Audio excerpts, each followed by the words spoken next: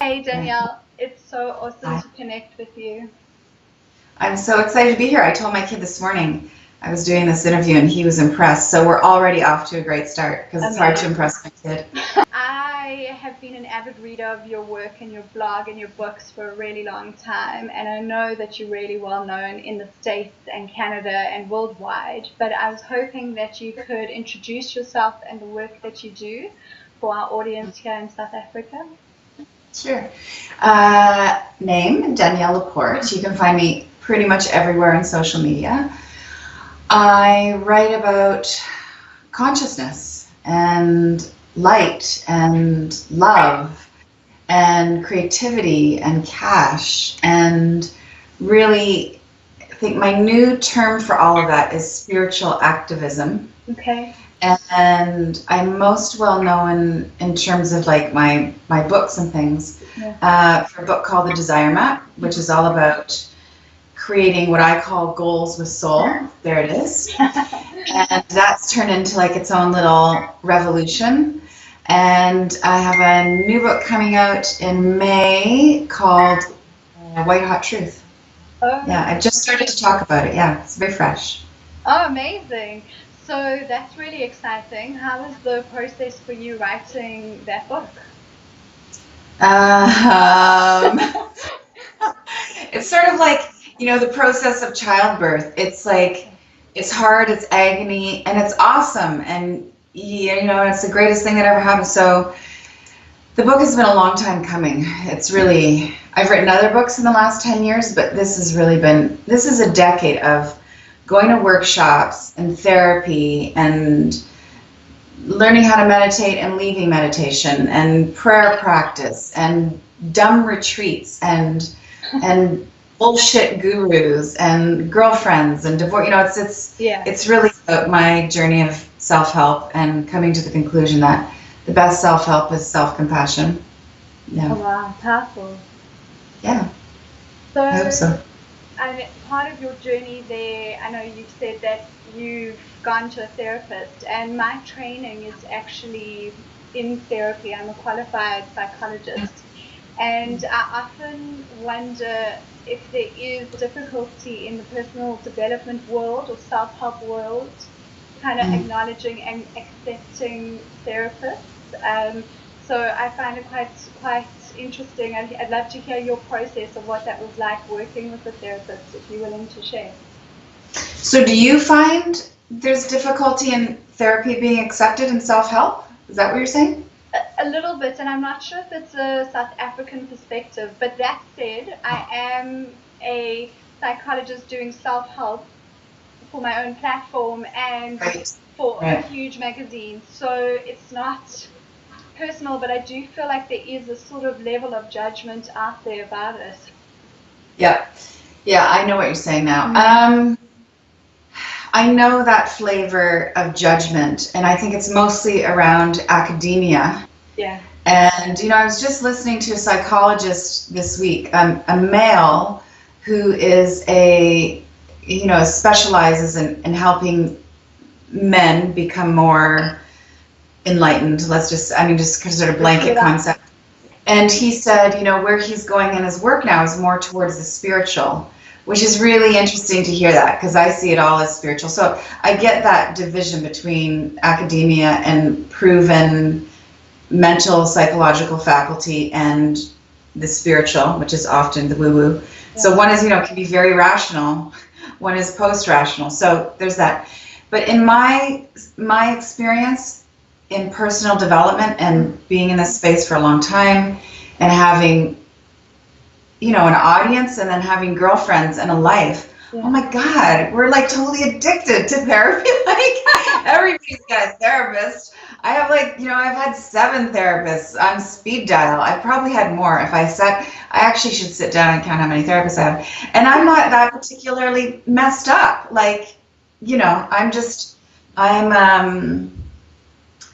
I'm a contemporary, self-referencing, light-seeking woman who is looking for support in finding those answers and working out my, basic family stuff. So, yeah, everybody I know has a therapist. That's a long way of telling you that.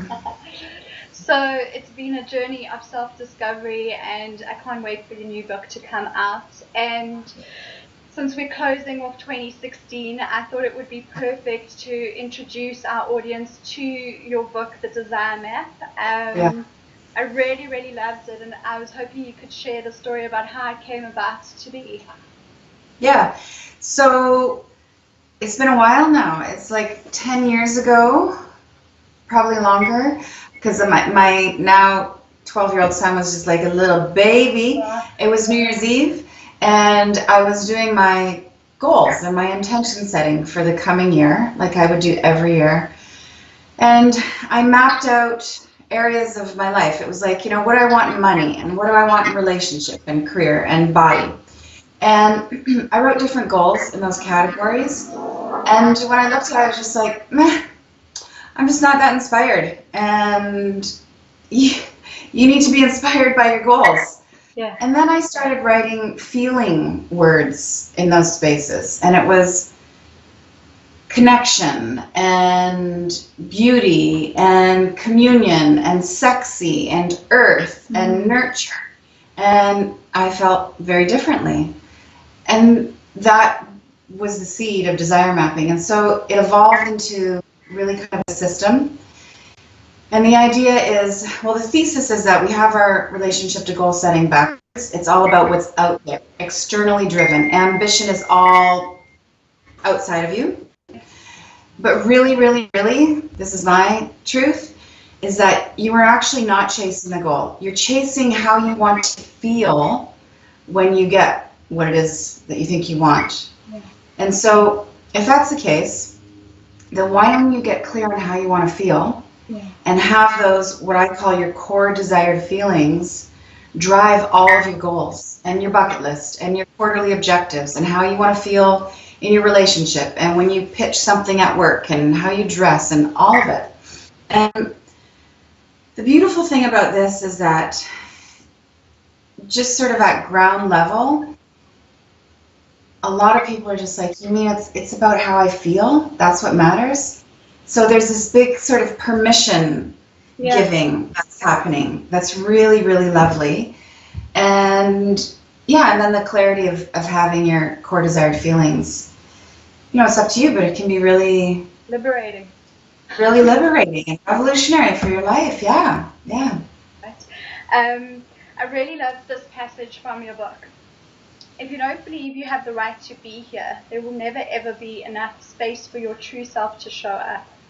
If you don't believe that you're worthy of having your desires fulfilled, then you'll always feel more empty than full.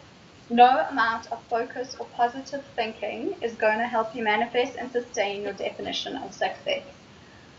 And when I read that, I was like, wow, finally. I felt like finally someone was saying kind of what I was feeling in terms of positive thinking and how it links to success. And if you're not feeling worthy, and I was hoping you could share your insight with me around that. Yeah. This is really great that you brought this up. I'm writing more deeply about this in White Hot Truth. So I think there's a difference between, and I'm sure with your psychology background, you're familiar with this term, positive think. Yes. Just as a concept, as an answer to things. And what I call, just to create that some contrast, is like deep positivity. Okay. And the thing with positive think is it has you, you're going to think positive in order to get what you want, achieve your goal, create things, to manifest, right? Yeah. And that's cool, except what happens when you don't get what you want, you don't achieve, and you don't manifest your goals? Then you just slip right into negative think. And more than that, then you get into this criticism because your positive thinking didn't work. I mean, it's really this vicious cycle. It's actually very shallow positivity. Can you hear me okay? Yeah, I can hear you okay. You can hear me okay. Whereas what I call deep positivity is I'm positive no matter what. I hold the belief that I will be okay even if I don't manifest what I'm trying to manifest. Okay. That, deep positivity is a belief that the universe is looking after me, that everything does happen for a reason, as difficult as it is to be with that mystery. Yeah. And it's much less manipulative. It's much more rooted in trust. There's no victim mentality in deep positivity. Yeah.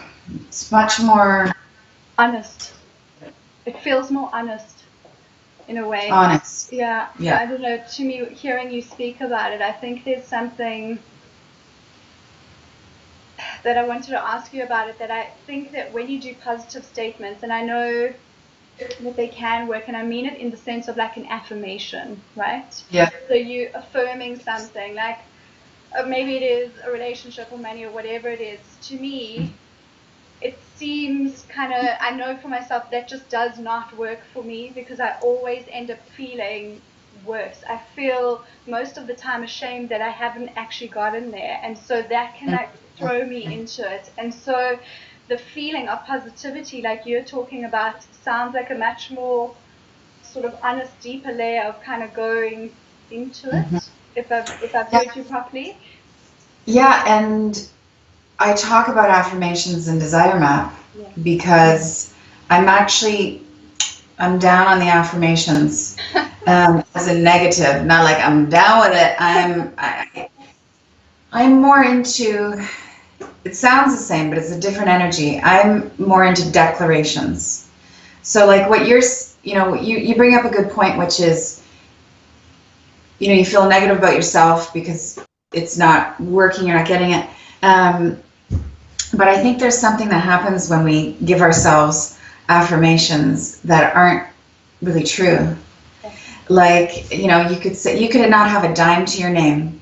Yeah. And what affirmative thinking would tell you is like, you're supposed to stand in front of the mirror and you're supposed to state in a positive language that you have that what you want, So there you are saying, I love being wealthy. I love being wealthy. And I think part of your brain is saying, you are a lying fool. You're lying to yourself. And that creates like a kink in all the good energy that we do. So I much prefer to declare that I am so looking forward to being wealthy, and I have so much wealth in my life now. I'm not lying to myself. I'm really observing the truth about where I am rich in love, in laughter, in a warm house, in food in my fridge, wealth. And that is like, there's no interruption there. It's just truth. And that creates strength, and that creates opening for things to come in. But standing there and telling yourself you're rich when you got money in your bank account when you don't. Yeah. I'm not into it. Yeah, I'm also not 100% sure about that one, I must be honest. I loved hearing your Firestarter Sessions, the audio book, and I know that it's available off your website, and I was hoping you could just give a little snippet about what that's about to our audience. Firestarter Sessions is really about, the subtitle is Defining Success on Your Own Terms. And I wrote that for creatives with a capital C, which I think anybody who wants to call themselves a creative with a capital C then that's a declaration. And I think, really the heart of Firestarter is what I call the burning questions. And it's like really simple. I forget how many there are, maybe 15, 20. And it's really simple things like, when someone asks you at a party what you do for a living, what do you say? And how do you feel about what you say? And it's amazing how those simple little things can really lead you to the truth of what success is for you. And then another great nugget in the book is looking at what your core strengths are, your true strengths. And my belief that it's better to focus on getting stronger at what you're already strong in than becoming well-rounded. And I'm sure I cite the work of Marcus Buckingham, who's written some wonderful stuff. You just Google Strength Finder. So I'm right alongside with him in thinking I'm more interested in mastery than I am being well-rounded. And yeah, that's what that's about. Your work comes across as being very intuitive. I was wondering what your perception of intuition is. My perception of intuition. Nobody's asked me that. Well, for me, it's the water that I swim in, and I don't even know I'm swimming in sometimes. So it's everything. We are energetic. We are energy, and therefore we are energetically receptive beings, sensitive beings, sensitive, sensory. And it's up to you how sensitive you're going to be about things. You have to believe that you're an energetic being and that there's information everywhere for you to pick up on. I'm really disheartened by how we do not value intuition and how we glorify logic and history and facts and data, which are often just half lies, if even that. So for me, intuition is queen. Yeah. Just completely blanked out on what I was about to say. Oh, there we are. If you could go back and tell your 20-year-old self something, what would it be? I actually wrote an article about this one, so I think you can Google it. If you Google like my name and 20-year-old or something, you get it, I think. I told her to not worry about algebra. Algebra is really actually pretty useless, and that she should have slept with this certain cowboy that she let get away. Should have done that. And that really her femininity was going to be more of a strength than she knew at that time. Just to really I think I would have moved sooner and with more intention into the divine feminine, instead of trying to act like a dude in business and really trying to adopt all these hyper masculine. I mean, I have lots of masculine. I mean, to be whole is to be both. Yeah. But too much masculine, especially if you identify as being predominantly feminine, it's hard on your system. It messes up your business. It certainly crimps your creativity. Yeah, so I would have told her algebra, cowboy, yes, divine feminine, absolutely. So if someone is struggling with kind of being the real them, what would you say to them to help them move forward? Yeah. Well, I would say, sister, who isn't?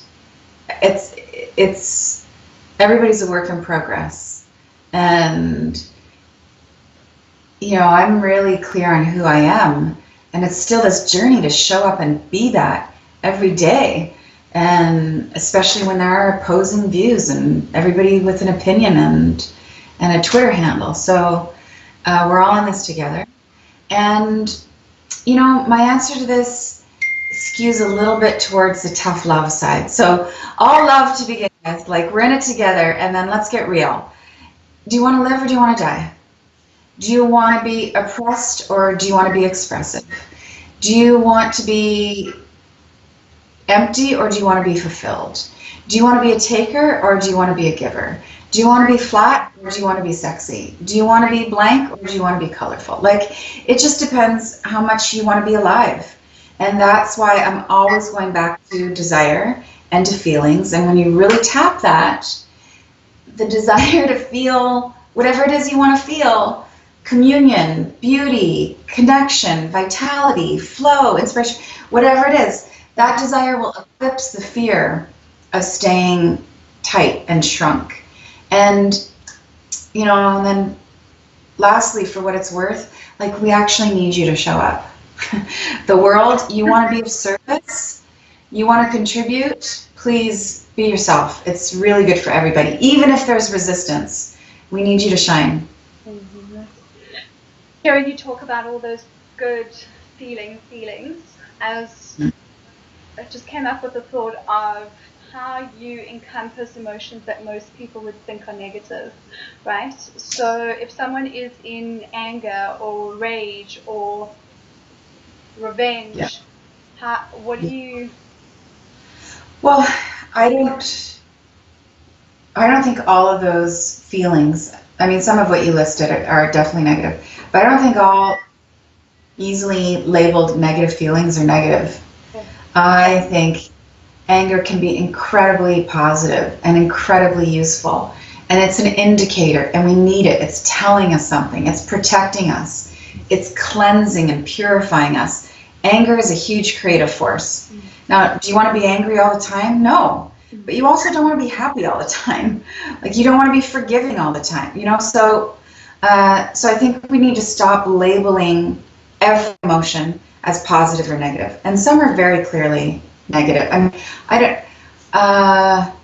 Revenge, feeling vengeful. Yeah. It's dark. That's on the dark side. But you still need to respect it when it comes up, you know? Yeah. So I wouldn't over-label it and over-judge it. I see every emotion as useful, and you've got to let your emotions pass through you. That's when you get in trouble, is when you attach to an emotion, you identify with an emotion that I am angry, I am vengeful, I am happy. No, these are all things that are flowing through you, and you, foundation of you, is something much more steady and eternal and solid. And I mean, it's even hard to describe that, but you know, your soul, feeling your soul is not an emotion. Yeah. An awareness of it flowing through you as opposed to you being it. Yes, absolutely. Yeah. You are not feelings. You're not. There's a difference between, we don't need to get into it, but you know there's a difference between feelings and emotions. But you are neither. You are soul having that experience. And you get to choose the experience. You get to choose, like, I want to feel happy most of the time. I want to be enjoying most stuff. I want delight. I want generosity. Make the choices to have that run through your system. So I really love your app, and my partner and I have great fun shaking it. So I thought I absolutely have to shake it with you on the other end and see what comes in. Okay, let's see. I'll do it on my end too. I haven't opened my own app in so long. Okay, what'd you get? Discipline can be wildly liberating. Oh, hell yeah. Yes. Wait, I have to find out where. I don't open my own app. Isn't that awful? It's not awful. Just I did it. I built it. I want to just give it away. I can totally understand. Oh, here it is. Okay, hold on. Okay, I'm going to shake it. So this is how it works, everybody. It's called Conversation Starters, and you can shake it up. Oh, this is a good one.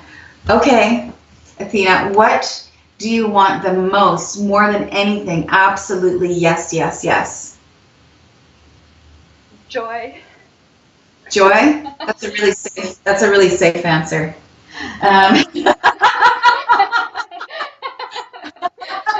Because there's something that you actually want that will bring you that joy. But that's okay. Well, I'm not even going to answer the question. So Yeah, this is good. I forgot how good this is. Okay, I'll stop reading questions so everybody's watching. But it's fun.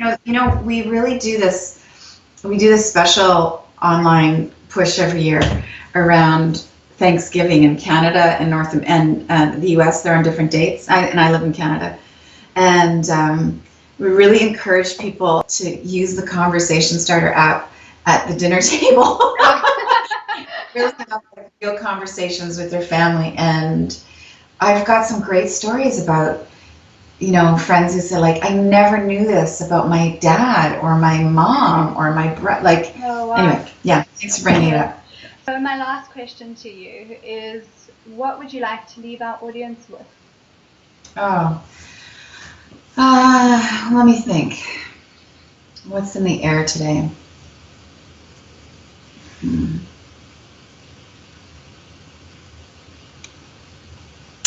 Well, I guess a question, which is, what are you devoted to? And yeah, it's a big question. It's a big question, and you can hear it and take that any way that you want. It's open to interpretation. What are you devoted to? What's standing in the way of you really embodying, you really being active with that devotion, you living that in that devoted way in your life? Mm-hmm. And then the positive of that, which is, what are all the things that help you and support you and fuel you and inspire you to be devoted in that way? And who are the people who are devoted to the same thing? You should go hang out with them. Mm-hmm. Yeah, and do something about it. Thanks so much for taking the time out to connect. It was really great. Oh, thank you. Thank you. Let me tell you, thank you for being in the conversation and not just going from question one to question 5. It was really, it's so much more useful for everybody. Thank you. Yeah. Love.